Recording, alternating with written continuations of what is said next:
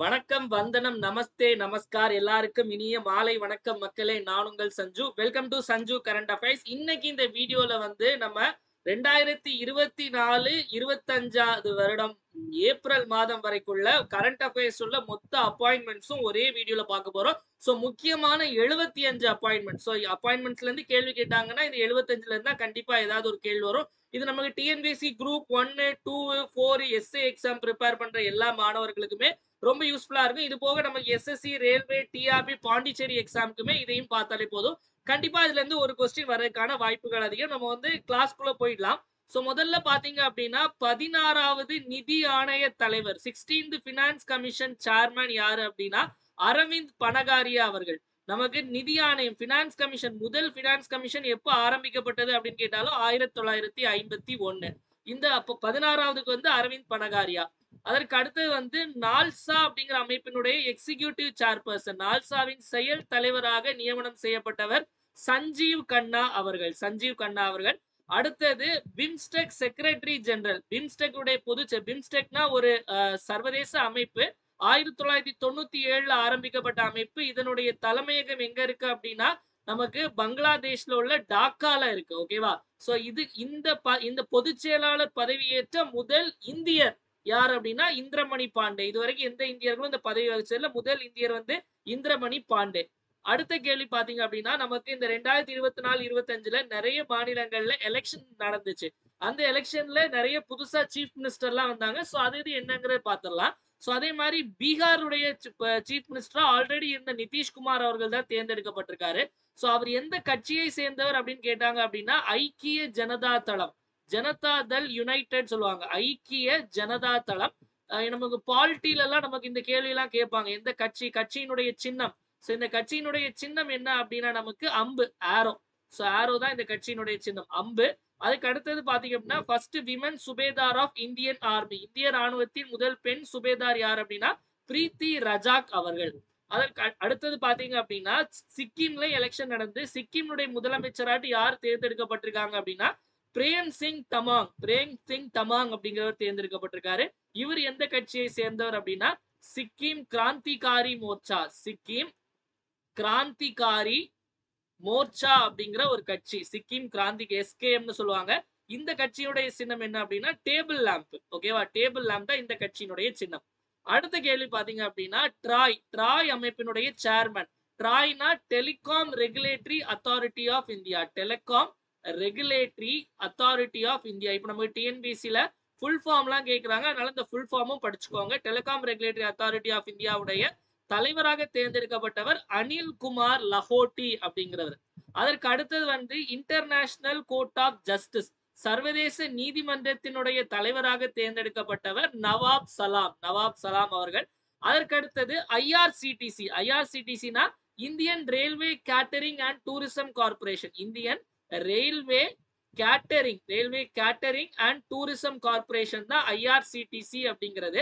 அதனுடைய தலைவராட்டு சஞ்சய் குமார் ஜெயின் அவர்கள் தேர்ந்தெடுக்கப்பட்டிருக்காரு. ஓகேவா?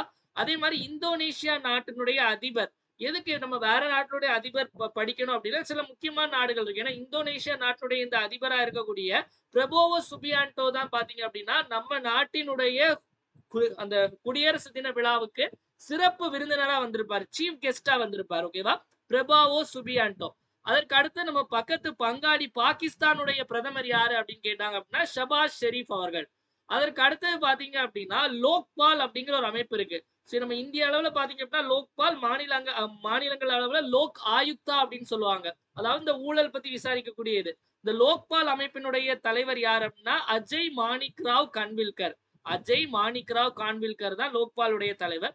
அதே மாதிரி சிபிஎஸ்இ இருக்குல்ல, சிபிஎஸ்இனா இப்ப நமக்கு டிஎன்பிஎஸ்சி நம்ம ஸ்கூல் புக் படிக்கும்ல, அதே மாதிரி இந்த சென்ட்ரல் கவர்மெண்ட் சிபிஎஸ்இ ஸ்கூல் இருக்குல்ல, அந்த சிபிஎஸ்இ உடைய central board of secondary education உடைய தலைவராக தேர்ந்தெடுக்கப்பட்டவர் யார் அப்படின்னா ராகுல் சிங் அவர்கள். அதற்கு அடுத்து நம்ம கடற்படை, இந்தியன் நேவியினுடைய 26வது தளபதியாட்டு ஹெட்டாட் யார் தேர்ந்தெடுக்கப்பட்டிருக்காங்க அப்படின்னா தினேஷ் திரிபாதி அவர்கள் தேர்ந்தெடுக்கப்பட்டிருக்கார். தினேஷ் திரிபாதி.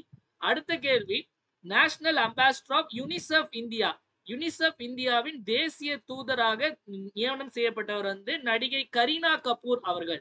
அதுக்கு அடுத்து பாத்தீங்க அப்படின்னா நம்ம சுப்ரீம் கோர்ட்ல உள்ள இந்த வழக்கறிஞர்கள் சங்கம் இருக்கும்ல, பார் அசோசியேஷன், அதனுடைய தலைவராக யார் தேர்ந்தெடுக்கப்பட்டிருக்காங்க அப்படின்னா கபில் சிபல் அப்படிங்கிறவர். கபில் சிபல் அவர்கள் வந்து பிரசிடென்டாக தேர்ந்தெடுக்கப்பட்டிருக்காரு. அதற்கு அடுத்தது வந்து டொபாக்கோ கண்ட்ரோல், புகையிலை கட்டுப்பாட்டினுடைய விளம்பர தூதராக நமக்கு பி.வி. சிந்து அவர்கள் வந்து தேர்ந்தெடுக்கப்பட்டிருக்காரு. அது மட்டும் இல்லாம நமக்கு இந்த பூமா பிராண்ட் இருக்குல்ல, பூமா ஷூ, இதெல்லாம் அந்த பூமா இந்தியாவுடைய பிராண்ட் அம்பாசிடராகவும் பி.வி. சிந்து தான் வந்து நியமனம் செய்யப்பட்டிருக்காங்க. அடுத்த கேள்வி, அருணாச்சல் பிரதேசத்தினுடைய முதல்வராக தேர்ந்தெடுக்கப்பட்டவர் பேமா கந்து. இவர் பிஜேபி கட்சியை சேர்ந்தவர் தான். அதற்கு அடுத்தது வந்து ஆந்திராவினுடைய முதல்வராக சந்திரபாபு நாயுடு அவர்கள் தேர்ந்தெடுக்கப்பட்டிருக்கார். இவர் எந்த கட்சி அப்படின்னா தெலுங்கு தேச கட்சி. சோ தெலுங்கு தேச கட்சி. இந்த கட்சியினுடைய சின்னம் என்ன அப்படின்னு பாத்தீங்க அப்படின்னா சைக்கிள், மிதிவண்டி தான் இந்த கட்சியினுடைய சின்னம். அதற்கு அடுத்தது first women president of Mexico. மெக்சிகோவின் முதல் பெண் அதிபர் யார், பெண் ஜனாதிபதி யார் அப்படின்னா கிளாடியா ஷீன்பாம். கிளாடியா ஷீன்பாம் தான் மெக்சிகோவுடைய முதல் பெண் ஜனாதிபதி. அடுத்த கேள்வி பாத்தீங்க அப்படின்னா நம்ம ஐநாவினுடைய பொது சபை, யூஎன் ஜெனரல் அசம்பிளின்னு ஒண்ணு இருக்கு. அதனுடைய 79வது கூட்டத்திற்குடைய தலைவராக அதாவது ஒவ்வொரு வருஷத்துக்கு ஒருக்கா தலைவரை மாத்திட்டு இருப்பாங்க. 79வது பொதுச்சபையுடைய தலைவர் யார் அப்படின்னா பிலோமின் யாங். பிலோமின் யாங் அப்படிங்கிறவர் எந்த நாட்டை சேர்ந்தவர் அப்படின்னா கேமரூன் அப்படின்னு ஒரு நாடு இருக்கு மக்களே, கேமரூன். இந்த கேமரூன் நாட்டினுடைய தான் இந்த பிலோமின் யாங் அப்படிங்கிறவர். அடுத்தது ஒடிசா மாநிலத்தில் எலெக்ஷன் நடந்து அங்க எலெக்ஷன்ல ஜெயிச்சது யார் அப்படின்னா மோகன் சரண் மாஜி அப்படிங்கிறவர் பிஜேபி கட்சியை சேர்ந்தவர். அதற்கு அடுத்தது இந்திய விமான நிலைய ஆணையம், airport authority of India, AAI அப்படின்னு சொல்லுவாங்க. இதனுடைய தலைவராட்டு விபின் குமார் அவர்கள் தேர்ந்தெடுக்கப்பட்டிருக்காரு. இது எப்ப ஆரம்பிச்சாங்க அப்படின்னு நிறைய வாட்டி டிஎன்பிஎஸ்ல கேட்டிருக்காங்க, 1995ல. அடுத்த கேள்வி, இந்தியாவினுடைய தேசிய பாதுகாப்பு ஆலோசகர், நேஷனல் செக்யூரிட்டி அட்வைசர் யார் அப்படின்னா இந்தியாவினுடைய ஜேம்ஸ் பாண்ட் என்று அழைக்கப்படக்கூடிய அஜித் தோவல் அவர்கள். ஓகேவா? அதே மாதிரி நம்ம பிரைம் மினிஸ்டர் நரேந்திர மோடி அவர்களுக்கு வந்து தனியா செக்ரட்டரி இருப்பாங்க, பிரின்சிபல் செக்ரட்டரின்னு சொல்லுவாங்க. சோ பிரைம் மினிஸ்டருடைய முதன்மை செயலாளர் யார் அப்படின்னா பி.கே. மிஸ்ரா அவர்கள். சோ இந்த வருஷம் பாத்தீங்க அப்படின்னா புதுசா ஒரு பதவியும் உருவாக்கி இருக்காங்க, அதாவது 2ஆம் முதன்மை செயலாளர்னு. அந்த பதவி யாருக்கு போயிருக்கு அப்படின்னா சக்தி காந்த தாஸ், அதாவது முன்னாள் ஆர்பிஐ ஆளுநர் இருக்காருல சக்தி காந்த தாஸ், அவர் தான் வந்து 2வது முதன்மை செயலாளராக தேர்ந்தெடுக்கப்பட்டிருக்காரு. அதற்கு அடுத்தது புரோட்டம் ஸ்பீக்கர் ஆஃப் 18th லோக்சபா, 18வது மக்களவையின் தற்காலிக சபாநாயகர். அதாவது இந்த வாட்டி நடந்த எலெக்ஷன் வந்து 18th லோக்சபா எலெக்ஷன். ஓகேவா? 18வது மக்களவை தேர்தலும் தான் நடந்து அதுல பிஜேபி தலைமையில நரேந்திர மோடி அவர்கள் ஜெயிச்சிட்டாரு. முதல் வாட்டி வந்து நமக்கு மக்களவை கூடும்போது யார் வந்து சபாநாயகர்னு தேர்ந்தெடுக்க முன்னாடி முதல்ல தற்காலிகமா ஒருத்தரை வந்து இது உட்கார வைப்பாங்க. அப்படி யாரை உட்கார வச்சிருந்தாங்க அப்படின்னா நமக்கு பர்துஹாரி மக்தாப் அப்படிங்கிற ஒருத்தரை வச்சிருக்காரு, பர்துஹாரி மக்தாப் அப்படிங்கிறவங்க. ஓகேவா? சோ அடுத்த கேள்வி பாத்தீங்க அப்படின்னா இந்த 18வது மக்களவையினுடைய எதிர்கட்சி தலைவராக தேர்ந்தெடுக்கப்பட்டவர் நமக்கு இந்தியன் தேசிய காங்கிரஸை சேர்ந்த ராகுல் காந்தி. இந்த மக்களவையினுடைய சபாநாயகர் யார் அப்படின்னா நமக்கு ஓம் பிர்லா அவர்கள். அடுத்தது மாநிலங்களவை தலைவர், ராஜ்யசபாவினுடைய லீடராட்டு மாநிலங்களவை தலைவராக தேர்ந்தெடுக்கப்பட்டவர் ஜே.பி. நட்டா. இந்த ஜே.பி. நட்டா தான் பாத்தீங்க அப்படின்னா நம்மளுடைய ஹெல்த் மினிஸ்டரும் கூட, இந்தியாவினுடைய சுகாதாரத்துறை அமைச்சர் வந்து ஜே.பி. நட்டா. அதுக்கு அடுத்து பாத்தீங்க அப்படின்னா இந்தியன் கோஸ்ட் கார்டு, இந்திய கடலோர காவல்படையின் தலைவராக தேர்ந்தெடுக்கப்பட்டவர் எஸ். பரமேஷ். இது கடலோர காவல்படை எப்போ உருவாக்கப்பட்டது அப்படின்னா February 1, 1977. அதனால February 1ஆம் தேதியை வந்து இந்திய கடலோர காவல்படை தினம் கொண்டாடுறோம், இந்தியன் கோஸ்ட் கார்ட் டே அப்படின்னு. அடுத்த கேள்வி, இந்தியாவுடைய ஃபாரின் செக்ரட்டரி யாரு, இந்தியாவுடைய வெளியுறவு செயலாளர் யார் அப்படின்னா விக்ரம் மிஸ்ரி. விக்ரம் படம் எல்லாம் வெளியூர்ல தான் ஷூட்டிங் நடக்கும். சோ விக்ரம் தான் வந்து ஃபாரின் செக்ரட்டரி. அதற்கு அடுத்து வந்து பிஎஸ்என்எல் உடைய சேர்மன் யார் அப்படின்னா ராபர்ட் ரவி.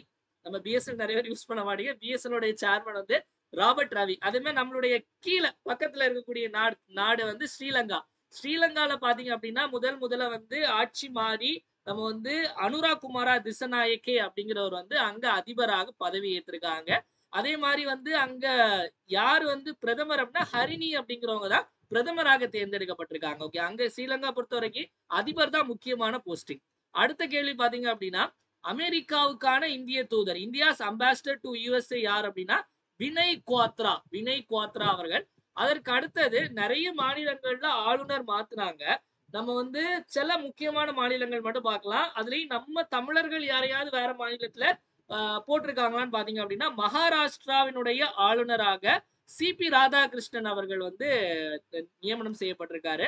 அதே மாதிரி நம்ம பக்கத்துல இருக்கக்கூடிய பாண்டிச்சேரியுடைய துணைநிலை ஆளுநர், அதாவது யூனியன் பிரதேசங்கள்ல நம்ம வந்து லெப்டினன்ட் கவர்னர் சொல்லுவாங்க, கைலாசநாதன் அவர்களை தேர்ந்தெடுத்திருக்காங்க. அதே மாதிரி தேசிய மருத்துவ ஆணையம் நேஷனல் மெடிக்கல் கமிஷனுடைய தலைவராக கங்காதர் அவர்கள் நியமனம் செய்யப்பட்டிருக்காரு. அடுத்த கேள்வி பாத்தீங்க அப்படின்னா நம்ம வந்து முதல்ல கடற்படை பார்த்தோம். விமானப்படை இந்தியன் ஏர்போர்ஸினுடைய சீஃப் யார் தேர்ந்தெடுக்கப்பட்டிருக்காங்க அப்படின்னா அமர்பிரீத் சிங் அவர்கள் தேர்ந்தெடுக்கப்பட்டிருக்காங்க. அதே ஜம்மு அண்ட் காஷ்மீர்ல வந்து நமக்கு வந்து அந்த ஆர்டிகல் 370 ரத்து செஞ்சதுக்கு அப்புறம் முதல்ல எலெக்ஷன் நடந்து அதுல நேஷனல் கான்ஃபரன்ஸ் பார்ட்டி அப்படின்னு சொல்லுவாங்க, ஒமர் அப்துல்லா அவர்கள் வந்து தேர்ந்தெடுக்கப்பட்டிருக்காங்க. ஓகேவா, என்சிபி உடைய ஒமர் அப்துல்லா முதல்வராக தேர்ந்தெடுக்கப்பட்டிருக்காங்க. அடுத்த ஹரியானால எலெக்ஷன் நடந்து அதுல நயாப் சிங் சைனி பிஜேபி காரர் அவர் தான் வந்து முதல்வர் எலெக்ஷன்ல ஜெயிச்சிருக்காரு. அடுத்தது இந்தியாவினுடைய 51வது தலைமை நீதிபதி, உச்ச நீதிமன்ற தலைமை நீதிபதியாக சஞ்சீவ் கண்ணா அவர்கள் வந்து தேர்ந்தெடுக்கப்பட்டிருக்காரு மக்களே. சோ நமக்கு அடுத்தது 52வதா யார் வரப்போறாங்க அப்படின்னா நமக்கு மே மாசத்துல பிஆர் கவாய் அப்படிங்கிறவர் தான் வந்து 52வது தலைமை நீதிபதியாக பொறுப்பேற்க போறாரு. அதற்கு அடுத்தது தேசிய மகளிர் ஆணையம் நேஷனல் கமிஷன் ஃபார் விமனுடைய தலைவியாக யார் தேர்ந்தெடுக்கப்பட்டிருக்காங்க அப்படின்னா விஜயா கிஷோர் அவர்கள் வந்து தேர்ந்தெடுக்கப்பட்டிருக்காங்க. அதற்கு அடுத்து அப்படியே அமெரிக்கா போயிடலாம். அமெரிக்கால வந்து எலெக்ஷன் நடந்துச்சு. அதுல டொனால்ட் ட்ரம்ப் வந்து 47வது அதிபராக, எத்தனாவது அதிபர், 47வது அதிபராக தேர்ந்தெடுக்கப்பட்டிருக்காரு. அவர் கூட துணை அதிபர் வைஸ் பிரசிடென்ட், முன்னாடி கமலா ஹாரிஸ் இருந்தாங்க, இப்ப 50வது துணை அதிபராட்டு ஜேடி வான்ஸ் அவர்கள் வந்து தேர்ந்தெடுக்கப்பட்டிருக்காங்க. இந்த ஜேடி வான்ஸ் அவர்களுடைய மனைவி தான் வந்து இந்திய வம்சாவளியை சேர்ந்தவங்க. ஜேடி வான்ஸ் வந்து அப்போ இந்திய மாப்பிள்ளை. ஓகேவா. சோ அடுத்து வந்து நம்ம பக்கத்து ஸ்டேட்டான கேரளால வந்து கவர்னர் ஆட்டு ராஜேந்திர ஆர்லேக்கர் அவர்களை தேர்ந்தெடுத்திருக்காங்க. அவர்களை. அடுத்த கேள்வி பாத்தீங்க அப்படின்னா இந்தியாவுடைய கேக், அதாவது comptroller and auditor general of India, தலைமை கணக்காளர் மற்றும் தணிக்கையாளராக சஞ்சய் மூர்த்தி அவர்களை தேர்ந்தெடுத்திருக்காங்க. சஞ்சய் மூர்த்தி. அதற்கு அடுத்தது ஜார்க்கண்ட் மாநிலத்தினுடைய முதல்வராக ஹேமந்த் சோரன் அவர்கள் தேர்ந்தெடுக்கப்பட்டிருக்காங்க. ஓகேவா. அதே மாதிரி ஐசிசி மொத்தமா இன்டர்நேஷனல் கிரிக்கெட் கவுன்சிலுடைய தலைவராக சேர்மனாக ஜெய்ஷா அமித்ஷா அவர்களுடைய பையன் அவர்கள் தேர்ந்தெடுக்கப்பட்டிருக்காங்க. மகாராஷ்டிரால எலெக்ஷன் நடந்து அந்த மகாராஷ்டிரால பிஜேபி கட்சியை சேர்ந்த தேவேந்திர பட்னவிஸ் அவர்கள் தேர்ந்தெடுக்கப்பட்டிருக்காங்க மக்களே.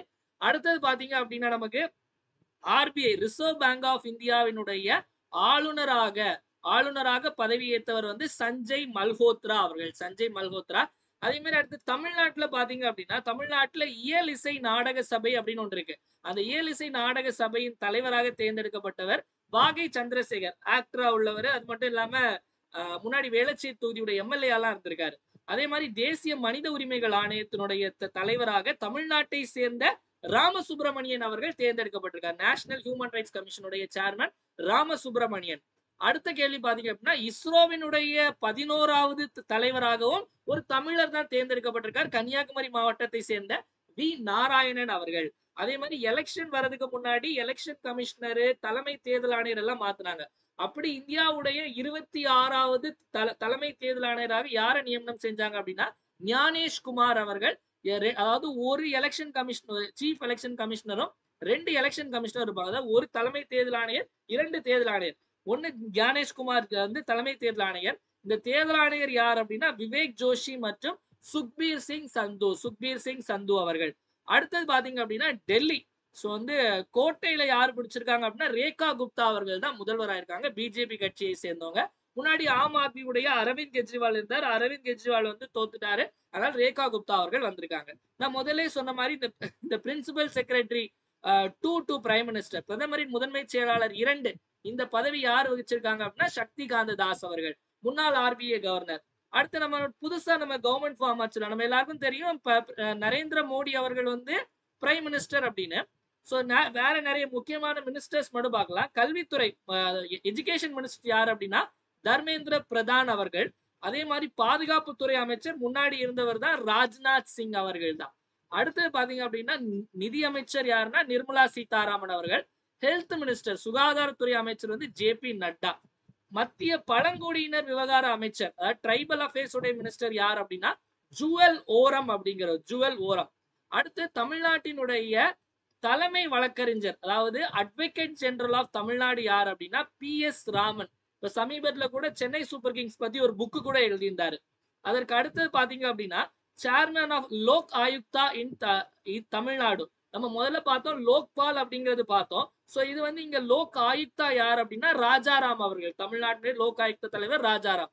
அதே மாதிரி தமிழ்நாடுடைய மாநில மனித உரிமைகள் ஆணையம், அங்க நம்ம பார்த்தோம் நம்ம நேஷனல் ஹியூமன் ரைட்ஸ் கமிஷன். இப்ப பாக்குறது வந்து ஸ்டேட் ஹியூமன் ரைட்ஸ் கமிஷன் யார் அப்படின்னா தமிழ்நாட்டுல உள்ள ஹெட் யார் அப்படின்னா மணிக்குமார் அவர்கள். அடுத்து பாத்தீங்க அப்படின்னா 50வது தலைமைச் செயலாளர் 50th chief secretary of Tamil Nadu யார் அப்படின்னா முருகானந்தம் அவர்கள் தேர்ந்தெடுக்கப்பட்டிருக்காரு. அதே மாதிரி இப்ப இந்த வக்கஃப் போர்ட் பிரச்சனை பயங்கரமா போயிட்டு இருக்கு. தமிழ்நாடு வக்கஃப் வாரியத்துடைய தலைவர் யார் அப்படின்னா ராமநாதபுரம் தொகுதியுடைய எம்பியா இருக்கக்கூடிய நவாஸ் கனி அவர்கள். நவாஸ் கனி அவர்கள். அப்புறம் நம்ம இங்க பார்த்தோம், நம்ம வந்து அங்க சுப்ரீம் கோர்ட்டுடைய 51வது தலைமை நீதிபதி பார்த்தோம் சஞ்சீவ் அவர்கள். சோ இங்க வந்து மெட்ராஸ் ஹைகோர்ட் சென்னை உயர்நீதிமன்றத்துடைய தலைமை நீதிபதி யார் அப்படின்னா KR ஸ்ரீராம் அவர்கள். KR ஸ்ரீராம் அவர்கள். அடுத்து பாத்தீங்க அப்படின்னா தமிழ்நாடு SC/ST கமிஷன் ஒன்னு இருக்கு. தமிழ்நாடு மாநில SC/ST கமிஷனுடைய சேர்மனாக தேர்ந்தெடுக்கப்பட்டவர், வைஸ் சேர்மனாக தேர்ந்தெடுக்கப்பட்டவர் பாத்தீங்க அப்படின்னா தமிழ்வாணன் அவர்கள். அதற்கு அடுத்து பாத்தீங்க அப்படின்னா நமக்கு chief electoral officer of Tamil Nadu, தமிழக தலைமை தேர்தல் அதிகாரியாக நியமிக்கப்பட்டவர் அர்ச்சனா பட்நாயக். இதே ஸ்டேட் எலெக்ஷன் கமிஷனர் அப்படின்னு கேட்டாங்க அப்படின்னா நிர்மலா அவர்கள். ஓகேவா? சோ நிர்மலா அவர்கள். அடுத்தது நம்ம தமிழ்நாட்டினுடைய மாநில திட்டக்குழுவினுடைய துணை தலைவராக யார் தேர்ந்தெடுக்கப்பட்டிருக்காங்க அப்படின்னா உதயநிதி ஸ்டாலின் அவர்கள். துணை முதல்வரும் அவர் தான், நம்மளுடைய மாநில திட்டக்குழுவுடைய துணை தலைவரும் அவர்கள் தான். ஓகேவா? சோ அதற்கு அடுத்து பாத்தீங்க அப்படின்னா பிரதமர் நரேந்திர மோடி அவர்களுடைய பிரைவேட் செக்ரட்டரி, தனி செயலாளராக நியமிக்கப்பட்டவர் நிதி திவாரி அவர்கள். ஃபுட் கார்பரேஷன் ஆஃப் இந்தியா, இந்திய உணவு கழகத்தின் தலைவராக தேர்ந்தெடுக்கப்பட்டவர் அசுதோஷ் அக்னிஹோத்ரி. அதற்கு அடுத்து வந்து இந்த TNPSC மாதிரி SSC இருக்குல்ல, அந்த SSC உடைய தலைவர் சேர்மனாக தேர்ந்தெடுக்கப்பட்டவர் கோபாலகிருஷ்ணன் அவர்கள். சோ கரண்ட் அஃபேர்ஸ் பாத்தீங்க அப்படின்னா இது வந்து நம்ம கரண்ட் அப்பாயின்மெண்ட்ஸ் எல்லாம் பார்த்திருக்கோம். அது மாதிரி குரூப் 4 டெஸ்ட் பேட்ச் வந்து நம்ம ஏப்ரல் 28ஆம் தேதியில இருந்து ஆரம்பிக்க போறோம் மக்களே. ஏப்ரல் 28ஆம் தேதியில இருந்து ஆரம்பிக்க போறோம். சோ மொத்தம் 34 டெஸ்ட் இருக்கும். டெஸ்ட் வந்து நமக்கு வந்து தமிழும் இருக்கும், நமக்கு வந்து GS இருக்கும். GS வந்து கொஸ்டின் தமிழ்லயும் இருக்கும், இங்கிலீஷ்லயும் இருக்கும்.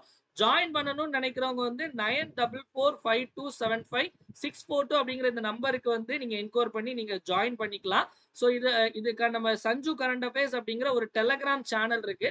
அந்த டெலகிராம் சேனல்ல வந்து இந்த அப்பாயின்மெண்ட்ஸோட PDF-ம் போடுறேன். நம்ம டெஸ்ட் பேட்ச்னுடைய ஸ்கெடியூலும் இருக்கும். கரண்ட் அஃபேர்ஸ் மொத்தமா உங்களுக்கு யாராவது வாங்கணும்னு நினைச்சீங்க அப்படின்னா 1 year கரண்ட் அஃபேர்ஸ் சப்ஸ்கிரிப்ஷன் அப்படின்னு இருக்கு. இந்த சப்ஸ்கிரிப்ஷன்ல பாத்தீங்க அப்படின்னா அக்டோபர் 2024 இருந்து செப்டம்பர் 2025 வரை கரண்ட் அஃபேர்ஸ் ப்ரொவைட் பண்ணுவோம். குரூப் 1, 2, 4 எல்லாத்துக்குமே யூஸ்ஃபுல் ஆகிற மாதிரி இருக்கும். இதுல ஜாயின் பண்றவங்களுக்கு வாரந்தோறும் கரண்ட் அஃபேர்ஸ் PDF அனுப்பும். வாரந்தோறும் கரண்ட் அஃபேர்ஸ் டெஸ்ட் இருக்கும். டெஸ்ட் வந்து கூகுள் ஃபார்ம் டெஸ்ட் இருக்கும், PDFலயும் இருக்கும். இதே மாதிரி மாசத்துக்கு 4 வாரத்துக்கு அனுப்பிடும். இது போக monthly current affairs PDF, monthly current affairs test இருக்கும். மெட்டீரியல் தமிழ்லயும் இருக்கும், இங்கிலீஷ்லயும் இருக்கும் மக்களே. சோ இப்ப ஜாயின் பண்ணி அப்படின்னா அக்டோபர்ல இருந்து உங்களுக்கு இப்போ வரைக்கும் உள்ளதெல்லாம் அனுப்பிட்டு அதுக்கப்புறம் செப்டம்பர் வரை குரூப் 2 வரைக்கும் எல்லாமே அனுப்பிடும். மெட்டீரியல் சாம்பிள் பாத்தீங்க அப்படின்னா உங்களுக்கு இப்படிதான் இருக்கும். சோ இது பாத்தீங்க அப்படின்னா நமக்கு இது ஏப்ரல் ஃபர்ஸ்ட் வீக் ஆனது. சோ இதுல வந்து நம்ம கிளாஸ்ல டெய்லி கரண்ட் அஃபேர்ஸ் கிளாஸ்ல எடுக்கிற இது இருக்கும். கிளாஸ்ல எக்ஸ்ட்ரா பாயிண்ட்ஸ் நிறைய சொல்லுவோம், அந்த எக்ஸ்ட்ரா பாயிண்ட்ஸ் இருக்கும். கிளாஸ்ல எடுக்காத நிறைய விஷயங்கள் இன்னும் நிறைய ஆடட் பாயிண்ட்ஸ் போட்டு மெட்டீரியல் ரெடி பண்ணிருப்போம். இங்கிலீஷ்லயும் இருக்கும், தமிழ்லயும் இருக்கும் மக்களே. சோ அதே மாதிரி பாத்தீங்க அப்படின்னா நமக்கு டெஸ்ட்டும் பாத்தீங்க அப்படின்னா உங்களுக்கு கொஸ்டின்ஸ் வந்து எல்லாமே உங்களுக்கு இப்போ நமக்கு TNPSC-ல எப்படி கேட்கறாங்களோ அந்த மாதிரி தான் கொஸ்டின்ஸ் இருக்கும். அதாவது எல்லாமே வந்து டைரக்டா இருக்காது. உங்களுக்கு வந்து இந்த மாதிரி உங்களுக்கு statement wise question, match the following, அதே மாதிரி வந்து உங்களுக்கு சரியான இணையை தேர்ந்த இந்த மாதிரி தான் இருக்கும். இதுல நம்ம எக்ஸ்பிளனேஷன் தனியாவும் கொடுத்துருப்போம். எல்லாமே பைலிங்குலா தான் இருக்கும். சோ இந்த 1 year கரண்ட் அஃபேர்ஸ் சப்ஸ்கிரிப்ஷன் இல்ல டெஸ்ட் பேட்ச்ல ஜாயின் பண்ண நினைக்கிறவங்க இந்த நம்பர் நீங்க என்கொயர் பண்ணிக்கலாம். 1 year சப்ஸ்கிரிப்ஷன் ஜாயின் பண்ண நினைக்கிறவங்க 9445275642 அப்படிங்கிற இந்த நம்பருக்கு 750 GPay அல்லது PhonePe பண்ணிட்டு இதே நம்பருக்கு வாட்ஸ்அப்ல ஸ்கிரீன்ஷாட் அனுப்பி நீங்க ஜாயின் பண்ணிக்கலாம் மக்களே. வீடியோட எண்டுக்கு வந்துடும். வீடியோ பிடிச்சதா மறக்காம லைக் பண்ணுங்க, உங்க ஃப்ரெண்ட்ஸ் எல்லாருக்கும் ஷேர் பண்ணுங்க. வீடியோ யூஸ்ஃபுல்லா இருந்து நினைச்சீங்க அப்படின்னா மறக்காம கமெண்ட் செக்ஷன்ல வீடியோ எப்படி இருந்துச்சு அப்படிங்கறத கமெண்ட் பண்ணுங்க. ஏன்னா உங்களுடைய கமெண்ட்ஸ் தான் என்னுடைய boost, போனிட்டா, horn Horlicks, Milo, Complan எல்லாமே மறக்காம கமெண்ட் செக்ஷன்ல கமெண்ட் பண்ணுங்க மக்களே. Daily morning 7 o'clock daily current affairs video மறக்காம பாருங்க. டெலிகிராம்ல போடுற குவிஸ் எல்லாரும் மறக்காம அட்டென்ட் பண்ணுங்க. மீண்டும் நெக்ஸ்ட் கிளாஸ்ல சந்திப்போம். நன்றி, வணக்கம். இந்த நாள் இனிய நாளாக அமையட்டும். வாழ்க தமிழ், வளர்க தமிழ்நாடு.